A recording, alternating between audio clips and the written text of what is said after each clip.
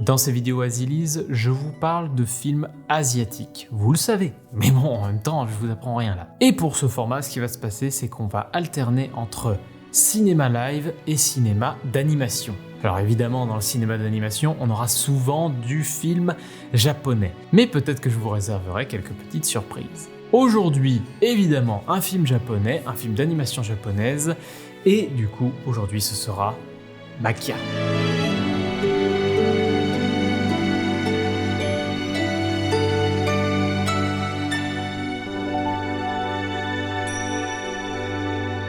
Maquia est un film d'aventure fantastique réalisé par Mari Okada.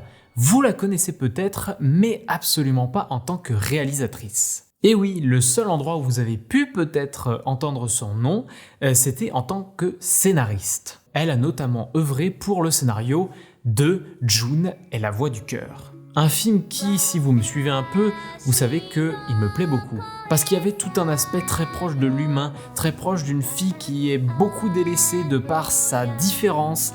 Et mine de rien, si vous êtes un peu comme moi, vous avez été très touché par ce personnage, car le récit nous donne vraiment envie de nous y attacher, de par ses actions, ses moments de coup de gueule, ses moments de grâce, ces moments où elle se libère, et ça pourrait même vous faire tomber quelques larmes. Mais aujourd'hui, évidemment, on n'est pas là pour parler de June et la voix du cœur. Mais si je vous parle de ça, c'est parce que Maquia rentre à peu près aussi dans la même catégorie.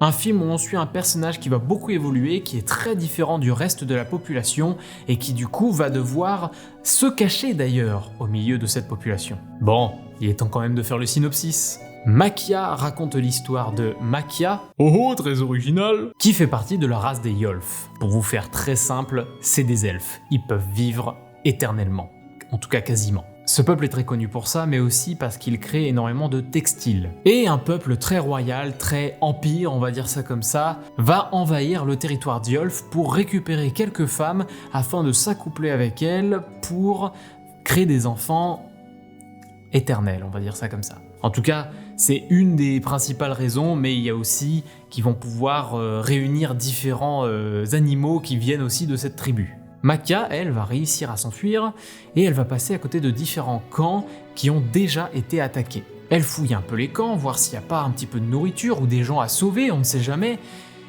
Et la seule personne à sauver, c'est un bébé. Un bébé qui était protégé dans les bras de sa mère et Maquia va le récupérer et, pour ainsi dire, l'adopter. Cet enfant est un humain.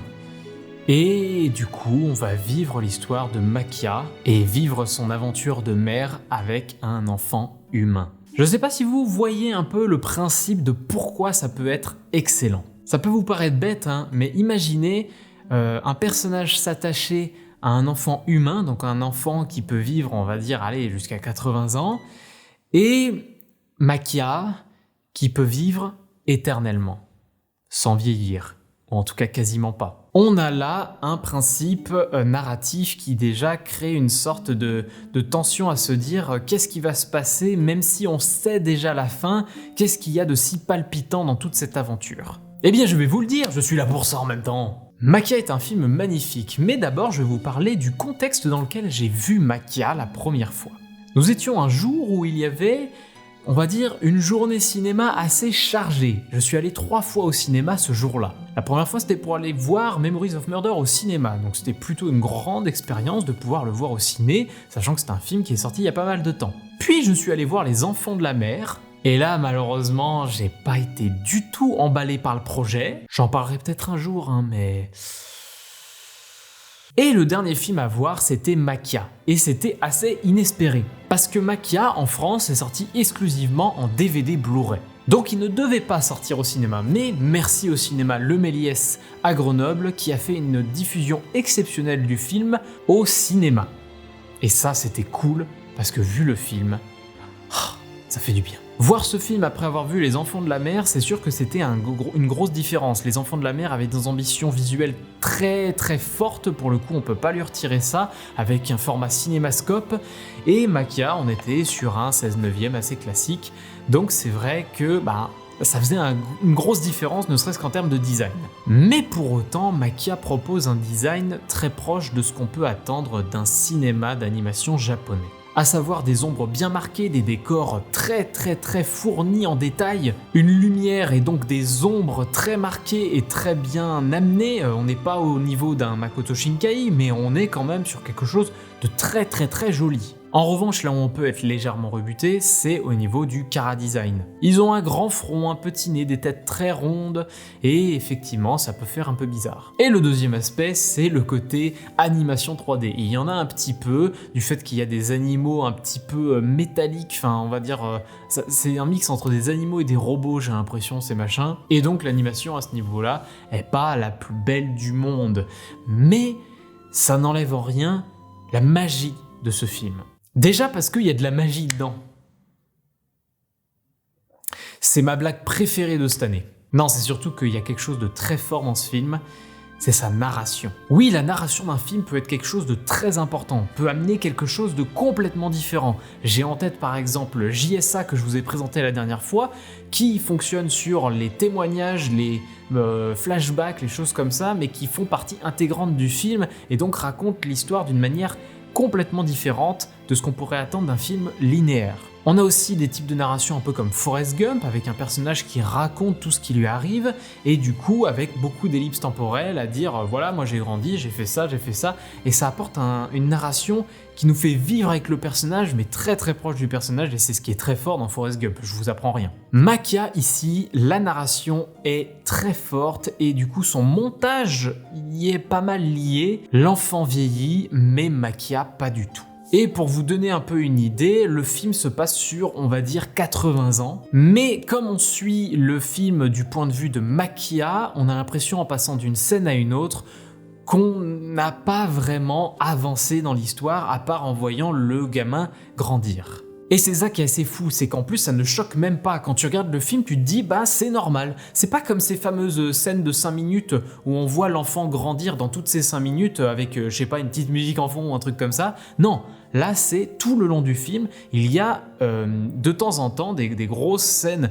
avec, je sais pas, l'enfant jeune, puis l'enfant ado, puis l'enfant adulte, puis l'enfant jeune adulte, puis l'enfant adulte. Et en fait toutes ces étapes, entre ces étapes, on les passe d'un claquement de doigts, d'un plan à l'autre, limite, hein, vraiment ça fait un peu cet effet-là.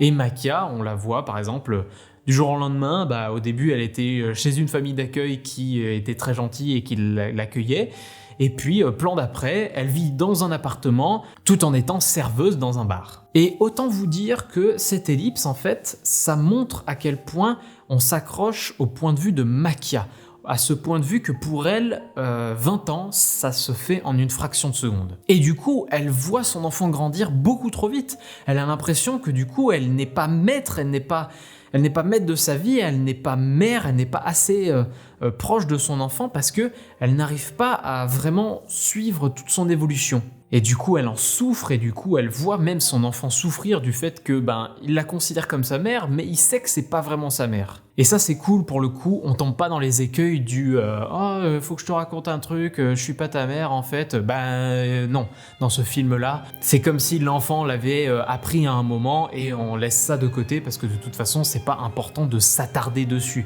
parce que voilà, ça fait partie de la vie. Et tout cet attachement au personnage que le film nous donne, ça crée un lien très fort avec les deux personnages notamment, et ce qui fait que plus on avance dans le film, plus on a peur pour eux, plus on a l'impression qu'elle n'a plus la main mise dessus du tout et que elle va devoir à un moment lui dire au revoir. C'est pas un spoil parce que évidemment, comme vous voyez au niveau du synopsis, c'est forcé que la fin, ça sera Maquia qui va voir partir les gens qu'elle aime. Mais c'est très bien amené, il y a des gens qui peuvent dire que c'est un petit peu tir à l'arme, je suis pas tout à fait d'accord parce que pour moi la thématique apporte beaucoup ça et apporte beaucoup cette peur de perdre un être cher. Je dirais pas que c'est un peu la même thématique que Coco, mais on n'en est pas loin. Mari Okada aussi, elle nous montre un univers qui est très médiéval, steampunk un petit peu aussi. Et ce qui me plaît beaucoup avec cet univers, c'est que c'est très médiéval, mais c'est pas forcément proche de ce qu'on a l'habitude de voir. Et de toute façon, cet univers n'est que le décor de la relation avec Maquia.